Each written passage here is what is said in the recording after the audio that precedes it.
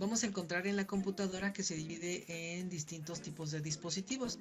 Uno de ellos son los de entrada o de salida, y también se les llaman periféricos. Los periféricos de entrada permiten al usuario u a otro sistema de cómputo enviar información hacia la computadora.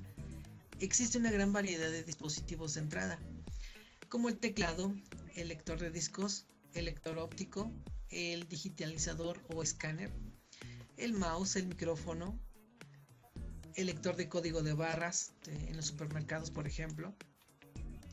Los resultados que se obtienen durante los procesos efectuados por la CPU se envían al usuario u otros sistemas de cómputo por medio de los periféricos de salida.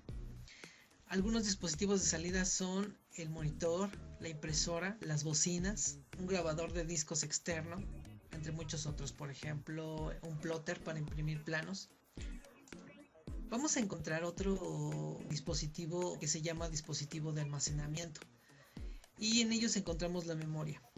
La memoria es la parte de una computadora que permite almacenar datos e instrucciones. Se clasifica en memoria primaria y en memoria secundaria. La memoria primaria es totalmente electrónica y transfiere los datos en tan solo unos cuantos nanosegundos, o sea, ni segundos, es así, es rapidísimo. La memoria primaria está conectada de manera directa al procesador. Se utiliza para guardar los datos e instrucciones que requiere la computadora para trabajar. La memoria primaria es como un gran casillero y cada celda guarda un dato, un byte. Las celdas están numeradas en forma individual para poder introducir o recuperar datos directamente. El número de la casilla se llama dirección de memoria y es único para cada celda. Según sus características, la memoria primaria se clasifica en memoria RAM y memoria ROM. La memoria RAM es una colección de circuitos electrónicos que pueden guardar datos y devolverlos, sin embargo, requieren de energía eléctrica para mantener la información. Si falta la energía eléctrica, los datos se pierden irremediablemente. La memoria RAM es muy conocida porque hemos aprendido que es la que le da la potencia a nuestra computadora, pero en realidad no le da potencia. Simplemente a mayor RAM, mayor número de casilleros y mayor capacidad de almacenamiento temporal de datos. Vamos a ver que la memoria RAM está en una parte intermedia entre tu disco duro y tu procesador. La memoria RAM está aquí en medio.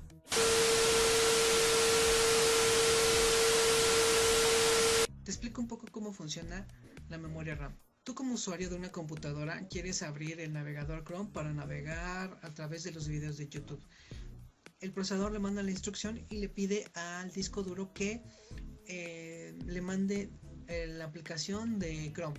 Entonces el disco duro manda toda la información hasta el procesador, pero hay una parte intermedia que es esta, que es la memoria RAM. Entonces el disco duro le manda la información a la memoria RAM. Entonces la memoria RAM almacena temporalmente toda la información de Chrome y también almacena todo lo que está descargando temporalmente de internet.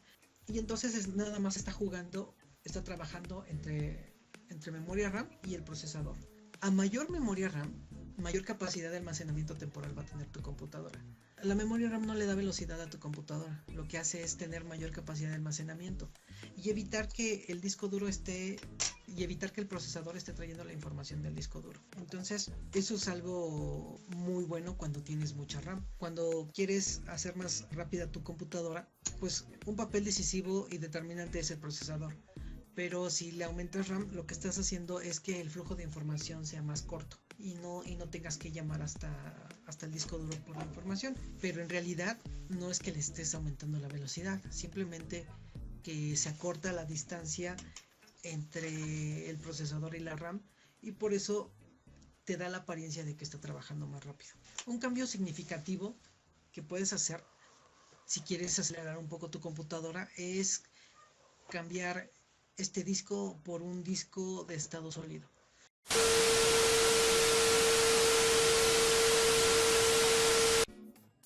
Ahora es tiempo de ver la memoria ROM.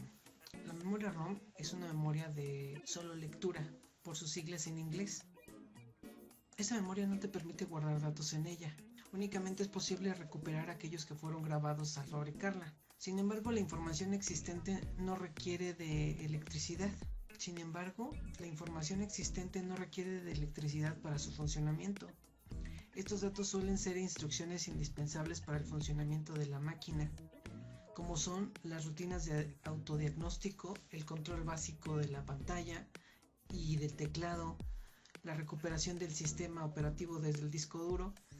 En la memoria RAM se almacenan datos indispensables para que tu computadora funcione y no se esté reconfigurando cada que la inicias. Eso es muy práctico para el usuario. Vamos a encontrar también que hay memoria secundaria. La memoria secundaria o de almacenamiento masivo es externa a la computadora, aunque puede alojarse dentro del mismo gabinete del equipo de cómputo, y se utiliza para almacenar grandes cantidades de datos por tiempos prolongados. Esto es, los datos se mantienen aun cuando la computadora está apagada. Vamos a observar que la transferencia de datos entre el procesador y la memoria secundaria se da en varios milisegundos. Hasta el día de hoy existen varias tecnologías para fabricar dispositivos de almacenamiento masivo. Por ejemplo, los discos duros almacenan datos mediante variaciones de campo magnético, mientras que los CD-ROM o DVD-ROM lo hacen mediante hendiduras microscópicas que son detectadas por la reflexión de un rayo láser. Las memorias USB o flash drivers y las tarjetas de memoria son dispositivos de estado sólido, es decir, solo tienen circuitos electrónicos sin partes móviles. Hace unos cuantos años surgieron los discos de estado sólido, o abreviado SSD. Estos discos son similares a las memorias RAMs, sin embargo, tienen capacidad de almacenamiento masivo. Aún esta tecnología es muy costosa, sin embargo, trae beneficios significativos en el rendimiento de tu equipo de cómputo. En una sección anterior te comentaba que si quieres aumentar el rendimiento y la velocidad de tu equipo de cómputo, cambia tu disco duro magnético por un disco de estado sólido. Notarás un alto rendimiento y una velocidad de transferencia significativa entre el procesador y el disco duro. Hasta aquí el tema de hardware. Revisa las actividades que tienes que realizar respecto a este tema. Bye.